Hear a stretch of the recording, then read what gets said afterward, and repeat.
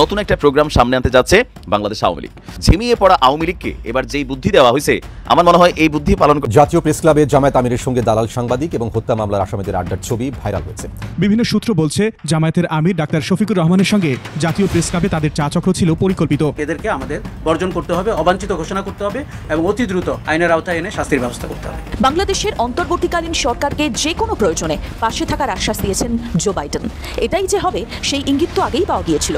তবে কি ছাত্র আন্দোলনের পেছনে সত্যিই আমেরিকার প্রত্যক্ষ মদত রয়েছে? ডক্টর মোহাম্মদ ইউনূস স্যার, আপনি যে ইন্ডিয়াতে ইলিশ মাছ দিয়ে বাংলাদেশের মানুষের সাথে প্রতারণা করছেন, এটা আপনি ঠিক করেন নাই। দর্শক, 5ই আগস্ট সরকার পতনের পর বেশ সুনাম কুড়িয়েছেন বাংলাদেশের জামাত ইসলামীর আমির ডক্টর শফিকুর রহমান। দর্শক মণ্ডলী, হঠাৎ করে তার সেই আকাশ থেকে জমিনে পড়ার মতো অবস্থা। দর্শক, কি হলো এই জামাতে, তা আজকের এই নিউজটি দেখলেই জানতে পারবেন। দর্শক মণ্ডলী, আজকের এই পুরো নিউজ জুড়ে থাকছে খুবই গুরুত্বপূর্ণ কিছু তথ্য, তাই বলবো যারা ভিডিওটি অন করেছেন না টেনে সম্পূর্ণ নিউজটি দেখতে থাকুন। সেই সাথে দর্শক, এবার আরও একটা গুরুত্বপূর্ণ ভিডিও দেখতে চলেছেন, সেটি হলো 5ই আগস্ট বাংলাদেশ থেকে সাবেক প্রধানমন্ত্রী শেখ হাসিনা ভারতে যাওয়ার পর থেকেই কিন্তু তিনি নানান রকমের জল্পনা পরিকল্পনা করে চলেছেন এবং বাংলাদেশে বিভিন্ন ধরনের বার্তা দেওয়ার চেষ্টা করেছেন। সেই ধারাবাহিকতা অব্যাহত রেখেই তিনি এবার এক নতুন দিক নির্দেশনা দিলেন। দর্শক মণ্ডলী, তার এই নতুন দিক নির্দেশনা কি আওয়ামী লীগের জন্য সুফল বয়ে আনবে, নাকি দুর্দিনে পড়তে চলেছে আবারও আওয়ামী লীগের নেতাকর্মীরা? তা আজকের এই নিউজটি দেখলেই বুঝতে পারবেন। দর্শক, এই বিষয় নিয়ে আমি আর বেশি কথা বলবো না, চলুন দেখে আসবো আজকে সেই কাঙ্ক্ষিত ভিডিওগুলো, যার কিছুটা অংশ বিশেষ ভিডিও শুরুতেই দেখেছেন। তার আগে বলবো, যারা এখনও চ্যানেলটি সাবস্ক্রাইব করেননি অবশ্যই চ্যানেলটি সাবস্ক্রাইব করে পাশে থাকা বেল আইকনটি ক্লিক করে দিন। আর যারা ইতিমধ্যেই চ্যানেলটি সাবস্ক্রাইব করে রেখেছেন তাদেরকে অসংখ্য ধন্যবাদ।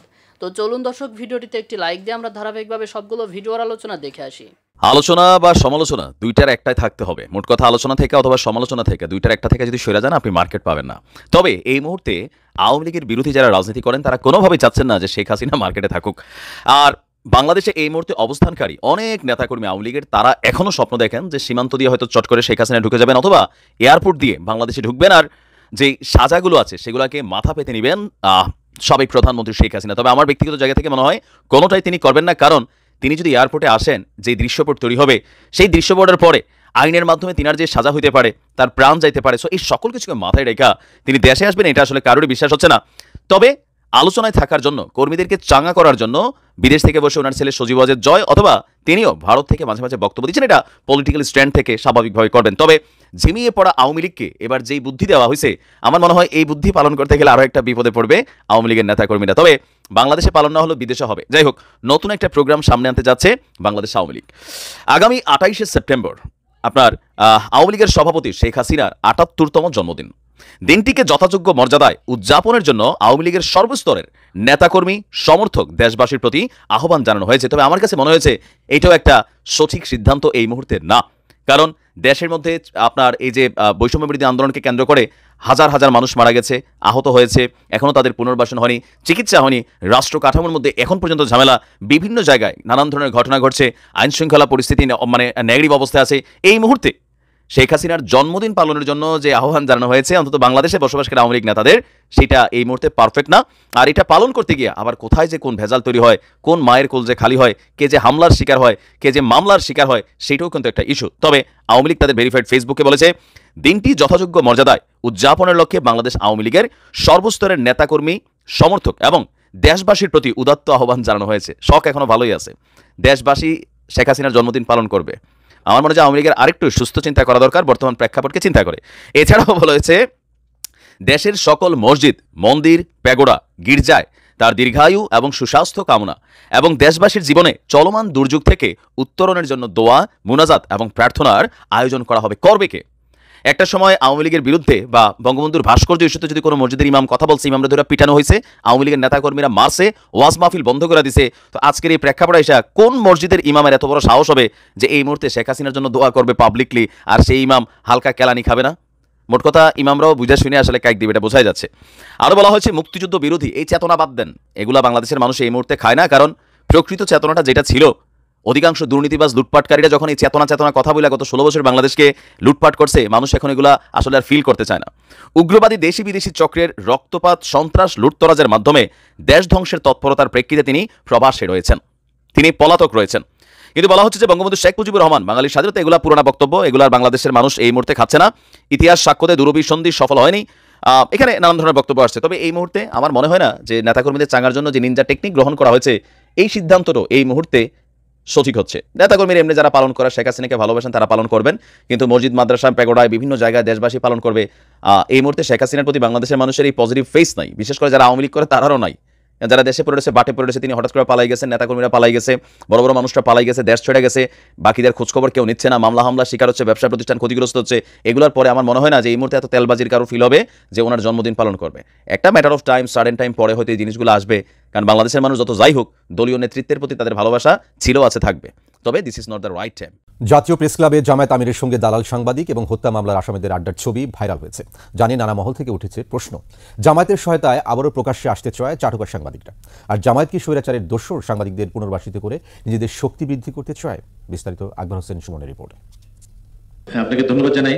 এই কথিত দালাল সাংবাদিকরাই স্বৈরশাসক শেখ হাসিনাকে রক্ষায় চেষ্টা করে গেছেন শেষ দিন পর্যন্ত। 5 আগস্ট ছাত্র জনতার অভ্যুত্থানের আগের দিনও আন্দোলন প্রতিহত করতে দিয়েছেন নানা পরামর্শ। এটি হচ্ছে আপনার সাহসের মূল জায়গা। আপনি যেমন মানুষের শক্তিতে বিশ্বাস করেন, মানুষও কিন্তু যোগ্য নেতৃত্বে বিশ্বাস করে। ক্ষমতার কাছাকাছি থেকে সাবেক স্বৈরশাসকের কাছ থেকে বিভিন্ন সুযোগ সুবিধা নেওয়া এদেরই কয়েকজন অভ্যুত্থানের পর পালাতে গিয়েও ধরা পড়েছেন। রাজধানীর যাত্রাবাড়িতে শিক্ষার্থী ইমরান হত্যা মামলার আসামি হওয়া সত্ত্বেও তাদের কেউ চেষ্টা করছেন পুনর্বাসিত হবার। এতে সহায়তা করছে জামায়াত ইসলামী, মন্তব্য সিনিয়র সাংবাদিকদের। জামাতের মাধ্যমে তারা যে সরকার বিরোধী নানা রকম তাদের বিরুদ্ধে মামলা টামলা হচ্ছে, সেগুলো থেকে বাঁচার জন্য তারা এটা করেছে। উভয়কে ব্যবহার করে আমাদের রাজনীতিতে, আমাদের গণমাধ্যমে নিজেদেরকে পুনর্বাসিত করার চেষ্টা করেছে। কথিত সাংবাদিক নেতা মঞ্জুরুল আহসান বুলবুল, ইকবাল সোবহান চৌধুরী, ওমর ফারুক এবং সাবেক প্রধানমন্ত্রীর প্রেস সচিব আবুল কালাম আজাদ। বিভিন্ন সূত্র বলছে জামায়াতের আমির ডাক্তার শফিকুর রহমানের সঙ্গে জাতীয় প্রেস ক্লাবে তাদের চা চক্র ছিল পরিকল্পিত। উপলক্ষ করা হয়েছে জামায়াতপন্থী সাংবাদিক রুহুল আমিন গাজীর জানাজা। সুবিধাভোগী তাদেরকে আওয়ামী লীগের বলা যায়, এবং হঠাৎ করে, এবং তারা নিশ্চয়ই আপনি জানেন যে জামাত নিষিদ্ধের দাবি জানিয়ে এসেছিলেন দীর্ঘদিন থেকে। সুবিধাভোগী সাংবাদিকদের পুনর্বাসন এবং এর মাধ্যমে ক্ষমতা বাড়াতে বিএনপিকে জামায়াতের চ্যালেঞ্জ ইস্যুটি এসেছে আলোচনায়। এর আগে আওয়ামী লীগকে ক্ষমা করে দেওয়ার কথা বলে আলোচনায় আসেন জামায়াতের আমির। যা করা হয়েছে আমরা আল্লাহর রাস্তায় তা ক্ষমা করে দিলাম। হাসিনার চাটুকার দালাল সাংবাদিকরা পার পেয়ে গেলে পতিত স্বৈরাচারকেও কি জামায়াত সমর্থন দিবে, এমন প্রশ্ন এখন সামনে। আমার ধারণা তারা পাপমোচনের একটা চেষ্টা করছেন করে, নবশক্তি, সেটি জামাত হোক বা বিএনপি হোক বা অস্থায়ী সরকার হোক, তার অংশ হতে চাচ্ছেন, কাছাকাছি আসতে চাচ্ছেন। আর এই 4 জন লোক সুবিধাবাদী মানুষ, এবং এদেরকে আমাদের বর্জন করতে হবে, অবাঞ্ছিত ঘোষণা করতে হবে এবং অতি দ্রুত আইনের আওতায় এনে শাস্তির ব্যবস্থা করতে হবে। এই দালাল সাংবাদিকরা আসলে সাংবাদিকতার নামে অতীত স্বৈরাচারের রাজনীতি করেছেন। স্বৈরাচারের দোসরদের ফিরে আসার কৌশল প্রতিহত করার তাগিদ সংশ্লিষ্টদের, নইলে ছাত্র জনতার রক্তে অর্জিত অভ্যুত্থান ব্যর্থ হওয়ার আশঙ্কা রয়েছে। বাংলাদেশের নয়া সরকারকে স্বীকৃতি দিলেন জো বাইডেন। ইউনুসকে গলায় জড়িয়ে নিলেন মার্কিন প্রেসিডেন্ট। মোহাম্মদ ইউনুসের কাছে শুনলেন বিপ্লবের গল্প। বৈঠকে বাইডেনকে কি জানালেন ইউনুস? শেখ হাসিনাকে নিয়েই বা কি কথাবার্তা হলো এই দিন? গোটা বিশ্বের নজর এখন বাংলাদেশের দিকে। শেখ হাসিনা সরকারের পতনের পর এই প্রথম ভারত বাংলাদেশের মধ্যে হলো দ্বিপাক্ষিক বৈঠক। এই বৈঠক এখন বিশ্ব রাজনীতিতে হট টপিক। বাংলাদেশের অন্তর্বর্তীকালীন সরকারকে যে কোনো প্রয়োজনে পাশে থাকার আশ্বাস দিয়েছেন জো বাইডেন। এটাই যে হবে সেই ইঙ্গিত তো আগেই পাওয়া গিয়েছিল। তবে কি ছাত্র আন্দোলনের পেছনে সত্যিই আমেরিকার প্রত্যক্ষ মদত রয়েছে? ক্ষমতাচ্যুত হওয়ার পর এই অভিযোগ করেছিলেন খোদ শেখ হাসিনা। তার দাবি, বাংলাদেশের সেন্ট মার্টিনস দ্বীপে সেনাঘাঁটি বানাতে চায় আমেরিকা। তিনি তাদের সম্মতি না দিতেই এই বিরাট অভ্যুত্থান ঘটিয়েছে আমেরিকা। এটাই প্রথম নয়, এর আগেও বিশ্বের বিভিন্ন দেশে আমেরিকার এই ধরনের গণ অভ্যুত্থান ঘটানোর নজির কিন্তু রয়েছে। এদিকে নিউ ইয়র্কে ডক্টর ইউনুসের হোটেলের সামনে go back step down slogan দিয়েছে প্রবাসী বাংলাদেশিরা। দেখুন, হাসিনা সরকারের সঙ্গে বাইডেন প্রশাসনের সম্পর্ক ছিল আদায় কাঁচকলায়। অপরদিকে ইউনুস মার্কিন যুক্তরাষ্ট্রের অত্যন্ত ঘনিষ্ঠ হিসেবেই পরিচিত। তাছাড়া গত 30 বছরের মধ্যেই প্রথম কোনো বাংলাদেশি রাষ্ট্রপ্রধানের সঙ্গে দ্বিপাক্ষিক বৈঠক করলেন মার্কিন যুক্তরাষ্ট্রের প্রেসিডেন্ট। তার মধ্যে আমেরিকা যেভাবে ডক্টর ইউনুসের সাথে কোলাকুলি করছে, তাতে সন্দেহটা আরও বাড়ছে বই কমছে না। আসল ঘটনাটা ঠিক কি বিষয় উঠে এলো এদিনের আলোচনায়? বাংলাদেশের বর্তমান পরিস্থিতি নিয়ে আমেরিকা কি ভাবছে? সেন্ট মার্টিনের গল্পটাই বাকি। এরপর ভারত বাংলাদেশের সম্পর্কটা কোন খাতে এগোবে? শেখ হাসিনাকে বাংলাদেশে ফেরাতে আমেরিকা কি সাহায্য করবে? এতক্ষণ ধরে যে পয়েন্টগুলো আপনাদের সামনে রাখলাম তারই বিশ্লেষণ থাকছে আজকের রিপোর্টে। শেষ পর্যন্ত সঙ্গে থাকুন। আমেরিকা এই যে বাংলাদেশের অন্তর্বর্তী সরকারকে খুল্লা সাপোর্ট করছে, এটাকে কি আপনি দেখবেন? মানে এটাকে আপনি কিভাবে দেখবেন? আপনার মন্তব্য অবশ্যই কমেন্টে লিখুন। গত জুলাই মাস থেকেই বাংলাদেশে একটার পর একটা ঘটনা ঘটে গেছে। ছাত্র আন্দোলন আর তারপর শেখ হাসিনার বাংলাদেশ ছেড়ে যাওয়ার ঘটনায় তো গোটা বিশ্ব অবাক হয়ে গিয়েছিল। ছাত্র আন্দোলনের নামে যে গণ অভ্যুত্থান বাংলাদেশে ঘটেছে তা গোটা বিশ্ব দেখেছে। কেউ এই আন্দোলনের ভূয়সী প্রশংসা করেছে, তো কেউ আবার আন্দোলনের সমালোচনা। এই দিন ছাত্রদের সেই গণ অভ্যুত্থানের কথাই মার্কিন প্রেসিডেন্টের সামনে তুলে ধরেছেন মোহাম্মদ ইউনূস। হাসিনা সরকারের আমলে বাংলাদেশের সাধারণ মানুষ ঠিক কিভাবে নিপীড়িত হয়েছে এবং সাধারণ শিক্ষার্থীরা কিভাবে সাহসের সাথে রুখে দাঁড়িয়েছিল এবং বাংলাদেশ পুনর্গঠনে তারা কিভাবে কাজ করছে, সেই সমস্ত কিছুই তিনি জানিয়েছেন মার্কিন প্রেসিডেন্ট জো বাইডেনকে।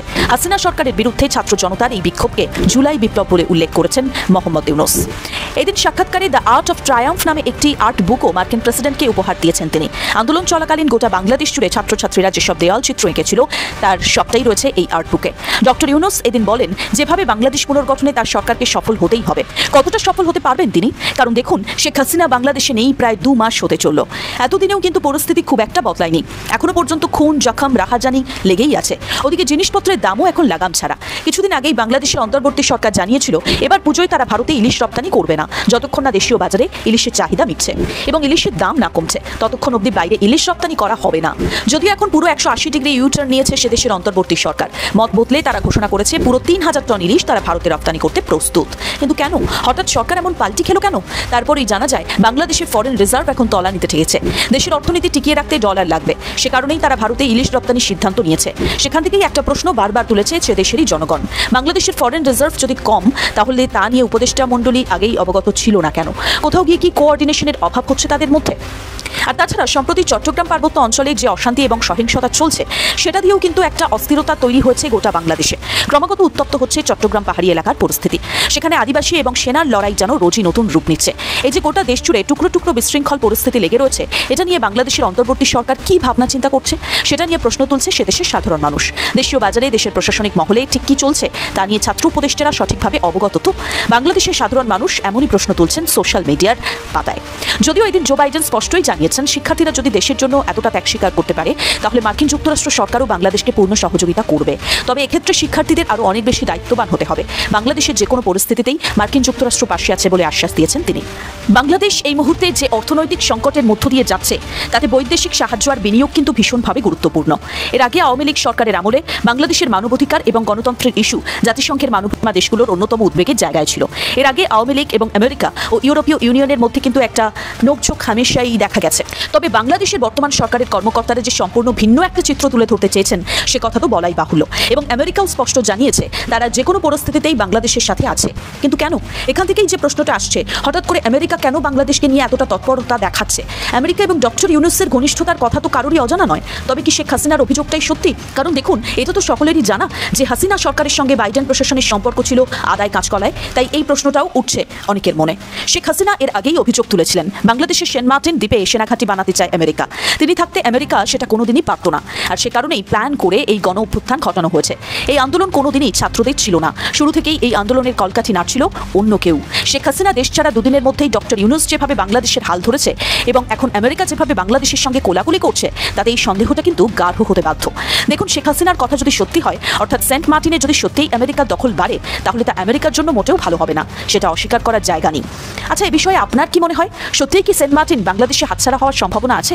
আমেরিকা কি সত্যিই মোহাম্মদ ইউনূসকে ট্রুপ হিসেবে ব্যবহার করতে চাইছে, নাকি মোহাম্মদ ইউনূসের হাত ধরে সত্যিই এক নতুন বাংলাদেশ দেখবে সে দেশের মানুষ, যেখানে থাকবে না কোনো খুন, জখম, রাহাজানি, দ্রব্যমূল্যের দাম থাকবে সাধারণের মধ্যে, প্রতিটা মানুষ খেয়ে পড়ে বাঁচতে পারবে এবং যে যে অভিযোগ এতদিন মানুষ করে এসেছে সেই সব কিছুর অবসান ঘটবে?